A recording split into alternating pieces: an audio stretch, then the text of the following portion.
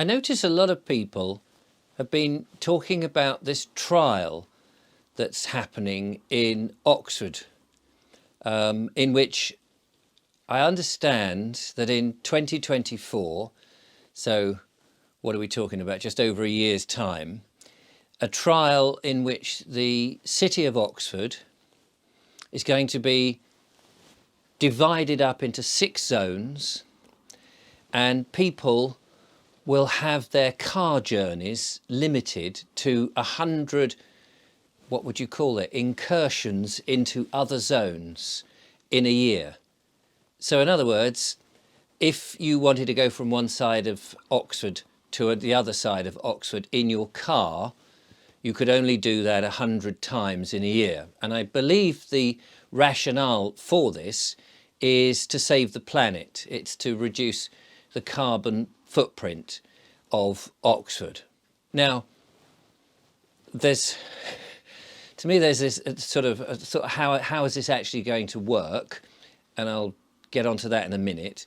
But also, it's rather worrying, isn't it? Because this is a trial which, if it's successful, which whether it is successful or not successful, I just get the impression that it will be deemed to be successful regardless, so that it can be rolled out in all the cities and potentially, I suppose, towns.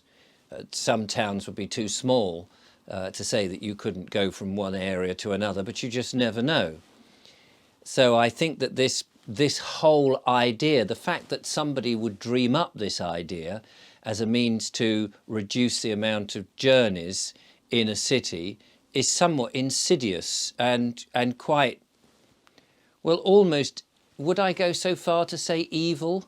It is very strange and extreme. I would say it's an extreme idea. I mean, firstly, I understand that Britain as a nation, or as a collection of nations, only admits 1% of the global carbon into the atmosphere anyway. So we have done plenty to reduce our carbon footprint. We've accepted wholesale the idea of wind and solar, and we've rejected the use of fossil fuels or new explorations for fossil fuels as a means to get us to a greener energy, which does seem a bit bizarre. I'm all against pollution, but the transition from one to the other is going to be the hardest thing, and I think we may well shoot ourselves in the foot if we absolutely stop the rate of stop using fossil fuels with such ridiculous targets. Yes, everybody wants cleaner energy. I do get that. I can understand that nobody wants to pollute the atmosphere and all of that. The argument about climate change and whether it's all man-made and all that, let's put that onto one side. A lot of people will know my views on that, and also the fact that plants need more CO2 at this particular time because of well, it is another issue, but farmers are being encouraged not to grow things, which is a little bit bizarre because of fertilizers and things like that. And I'm not too clued up on why that's going on, but it's all connected with climate change, and yet we know that CO2 is very much what plants need to grow, and that as a nation, the more CO2 that we have had in the atmosphere, not that it's a lot, but the more that we have has made the planet greener and actually more able to sustain life. And as we reduce CO2, we're actually putting ourselves into danger. But that's another argument for another day. How this system would work at the moment, without all the details, is baffling. Because let's say, for example, you live at the edge of one zone. I've lived in London, where they divided the underground into a number of zones, and you can very easily be on one street that is at the edge of one zone and goes into another zone, clearly. Your school may be just over the other side of the zone, so that children having to be taken to school, perhaps on a complicated or dangerous journey that you would rather they didn't walk, or that it's part of your journey to go to work in the car and you drop the kids off, it may be that you're going to have to go through that zone many times. Well, clearly you would have to be exempt. You couldn't suddenly only permit yourself to dropping those children off 100 times a year. So that seems a bit odd. Presumably buses will be exempt, taxis would be exempt, police cars would be exempt, ambulances would be exempt. What about van drivers who are delivering all the different parcels that people have ordered online? I assume that those would have to be exempt, because nobody would operate a business then like that. Would you be exempt if you have an electric car or a diesel or petrol car? Would there be grades of exemption on that? Would you be exempt if your place of business is 2 zones into the other side of the city? Because clearly if you've got to go to work, you've got to go to work. What would they want you to do? To leave the city, drive around on a ring road and then come back into the city from the other side, which would be further to go, more expensive, and of course give out more fumes. So that all seems a little bit mad, and I hope that a trial like this will actually reveal the problems of running it. I would imagine that people could sit round a table and actually come up with these ideas and the problems that you would come across.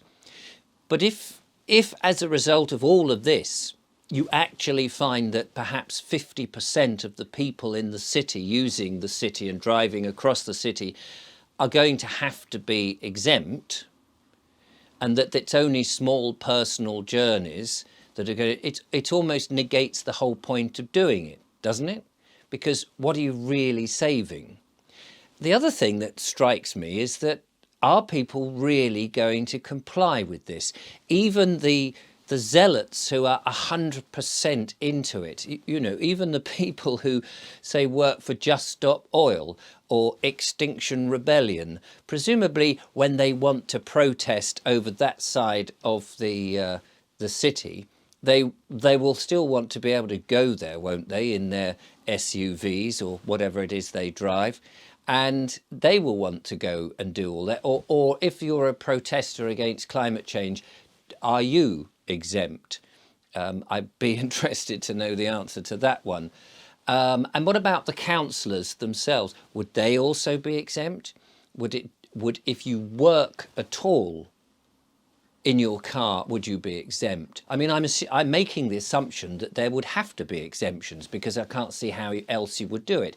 And if there are, how do you differentiate then between who's exempt and who isn't exempt? Because a lot of people will have a company car, but they can also use it for pleasure.